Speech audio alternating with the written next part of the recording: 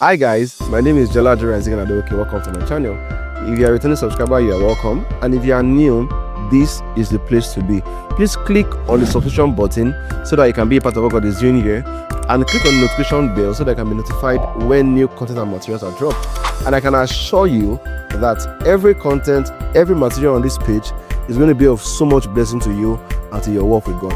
Thank you. See you around.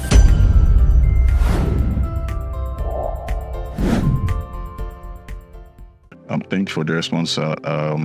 You mentioned as you spoke that you started relatively early compared to most other people, which is the reality of things. And I imagine that in that period, which must have been a lot of years, counting, there must have been a roller coaster of experiences.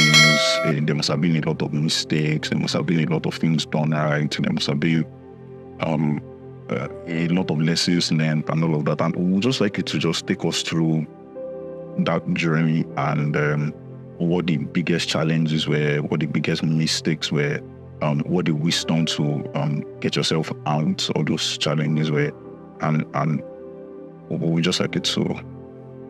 Okay. In my growing days, of course, we're still growing. In my younger days, one of the things that I would say was a challenge was my not recognizing, let me say, regrets. All right.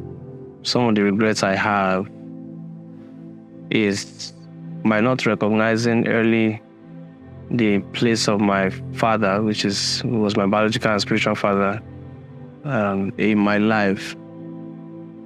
I didn't get enlightened too late, but I really wish that I was enlightened earlier, because that cheated me of a lot of progress I would have made.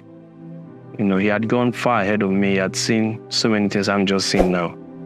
And he was, God's strategy of preserving my time.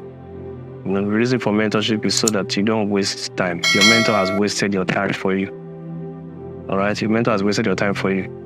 And if I was wiser as early as possible, I would have leveraged on all his wisdom, all his mistakes, all his, but I still made mistakes. For example, I was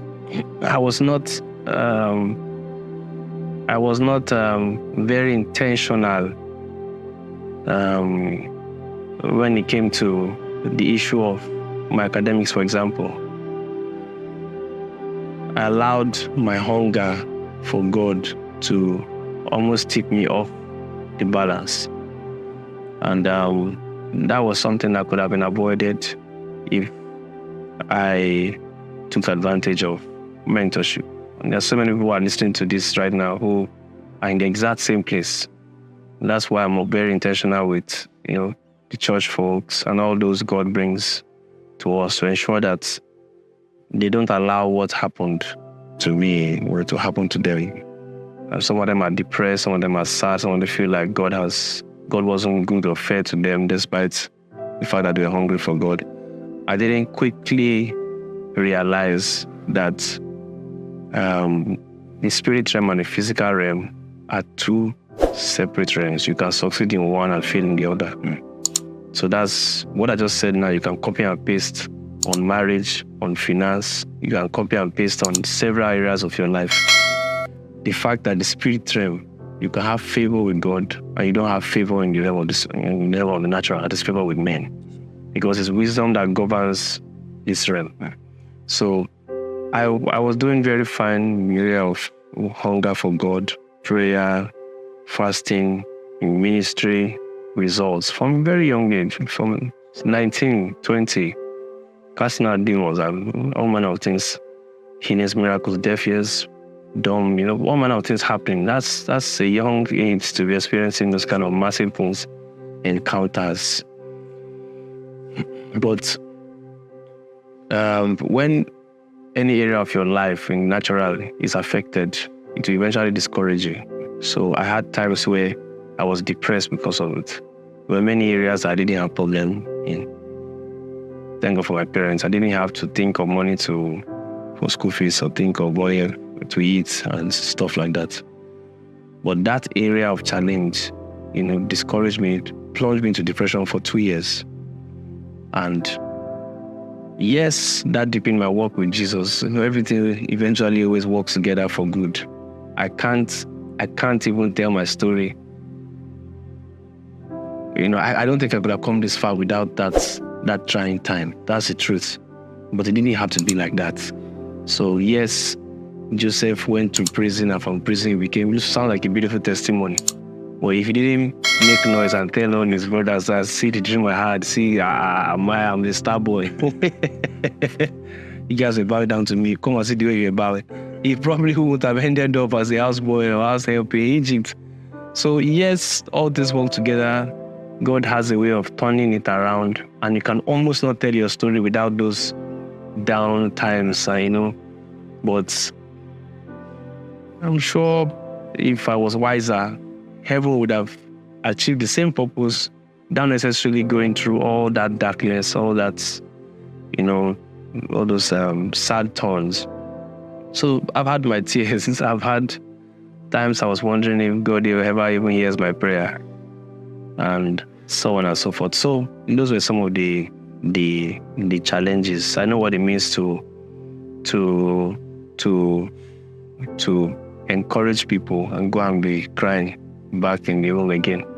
I know what it means to sing praise and worship. I was always in the choir, throughout our developmental years, right from primary school, from one choir to another choir to another choir, primary school choir, secondary school choir, university fellowship choir as well.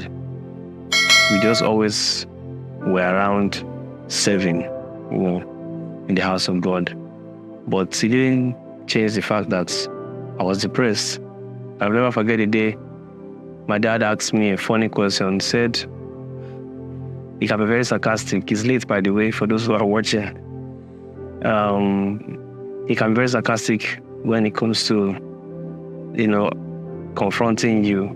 He is not confrontational. He will just bring the point in a very funny way. You'll be laughing at yourself as this. But I was not in the mood for those jokes that day. I had been holding up, just faking the smiles and the everything. But I didn't know it was already showing up in my service. I didn't know that while I lead praise and worship, I don't even dance, I don't even bend, I don't even smile.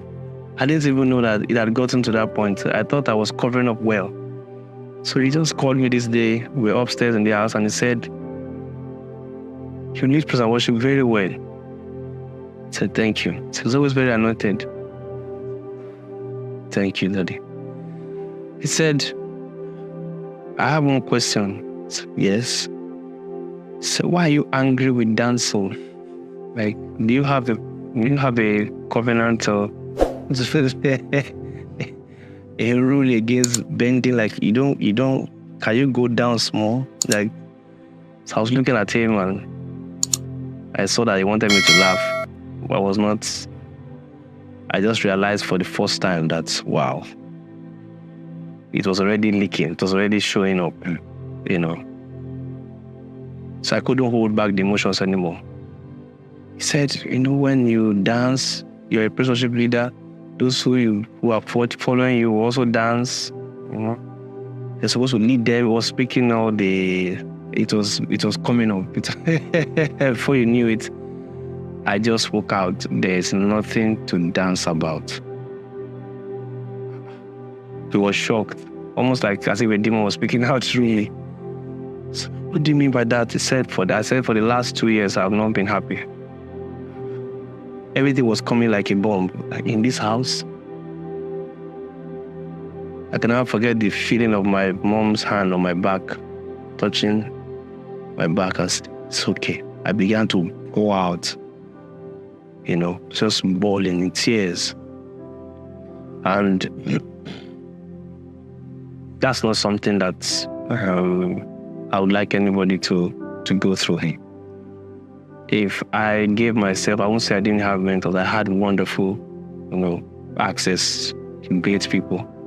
if I gave myself to the things that were always said, the fact that you must be diligent, work hard. Now I'm doing it, thank God. What I'm saying now, if somebody's watching me who is, where I was, the person needs to listen very carefully to this. I thought the spirit realm would cover up for the physical realm. And that's what many believers are doing. That God will, grace will cover, things God will sort it out. And that's one major thing that I just want to set out straight. I hope that a lot of people will learn from